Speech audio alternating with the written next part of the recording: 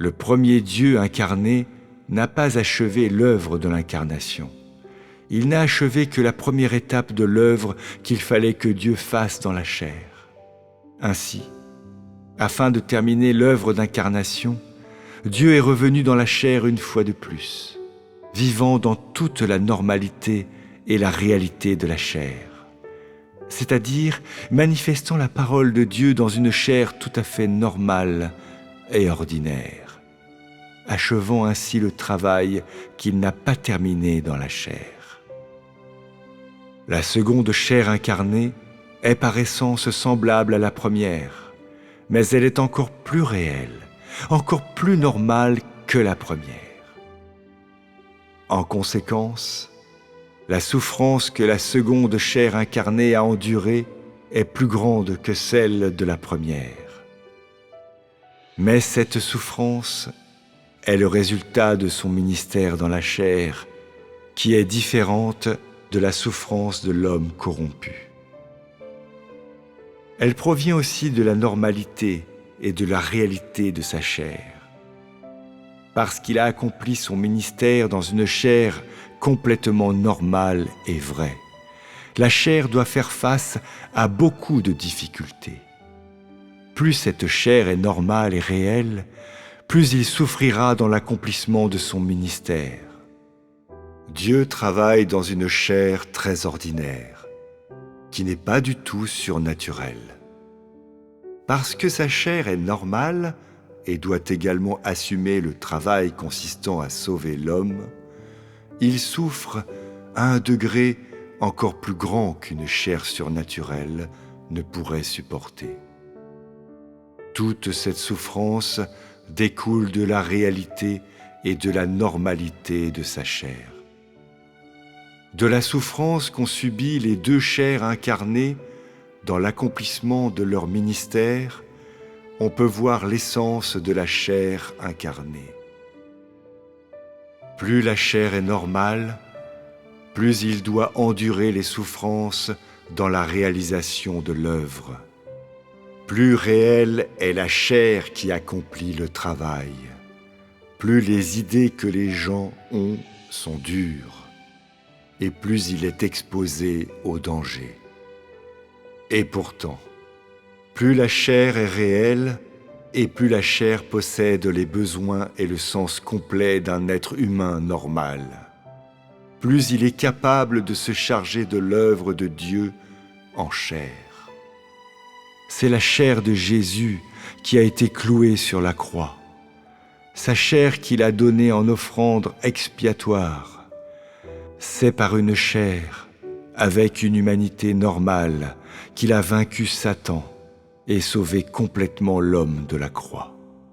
Et c'est comme une chair entière que le second Dieu incarné accomplit l'œuvre de conquête et vainc Satan.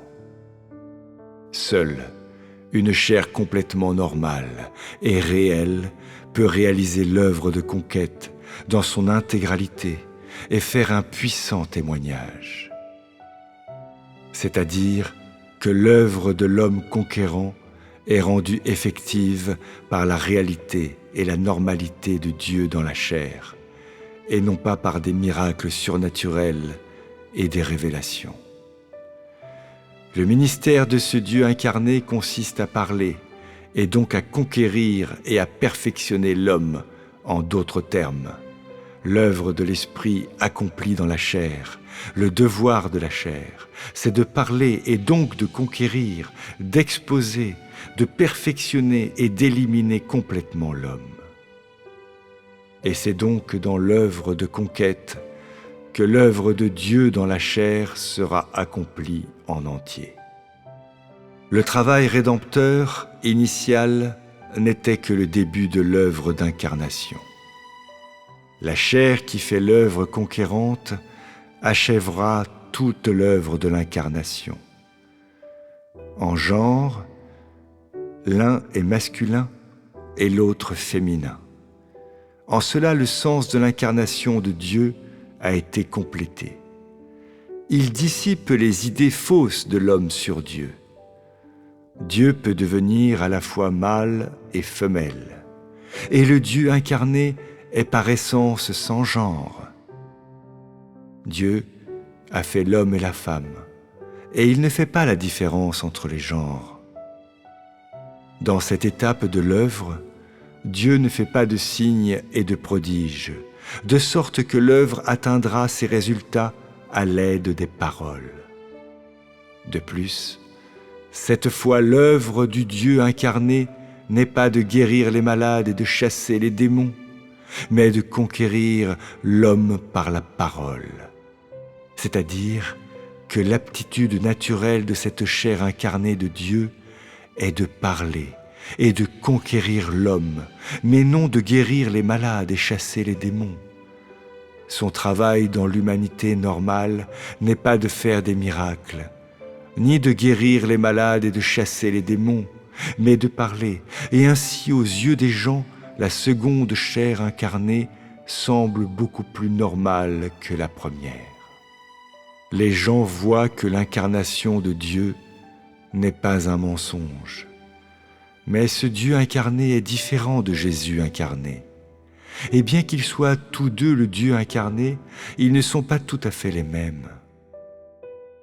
Jésus possédait l'humanité normale, l'humanité ordinaire, mais il était accompagné de nombreux signes et miracles.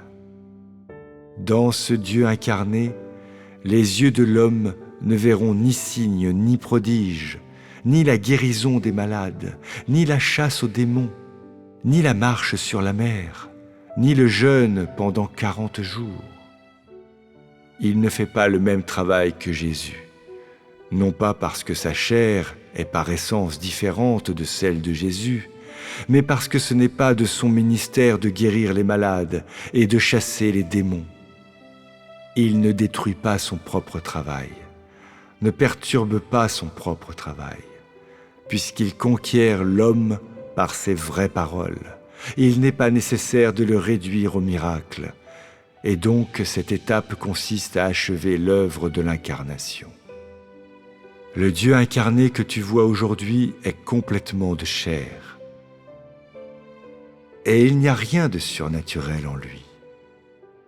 Il tombe malade comme les autres, a besoin de nourriture et de vêtements comme les autres, tout en étant de chair.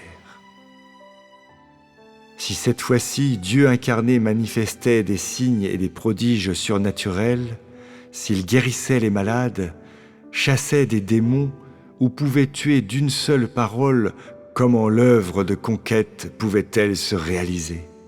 Comment l'œuvre pourrait-elle être répandue parmi les nations païennes? Guérir les malades et chasser les démons, c'était l'œuvre de l'âge de la grâce, la première étape de l'œuvre rédemptrice. Et maintenant que Dieu a sauvé l'homme de la croix, il n'accomplit plus cette œuvre.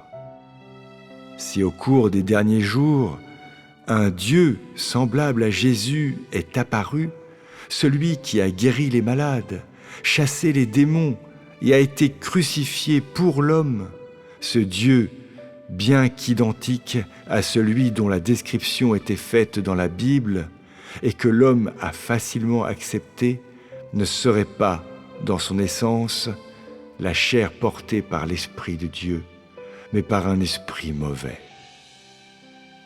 Car c'est le principe de l'œuvre de Dieu de ne jamais répéter ce qu'il a déjà accompli. Et ainsi, l'œuvre de la seconde incarnation de Dieu est différente de l'œuvre de la première. Dans les derniers jours, Dieu réalise l'œuvre de conquête dans une chair ordinaire et normale. Il ne soigne pas les malades, ne sera pas crucifié pour l'homme, mais il dira simplement des paroles dans la chair. Il conquiert l'homme dans la chair. Seule une telle chair est la chair incarnée de Dieu. Seule une telle chair peut achever l'œuvre de Dieu dans la chair.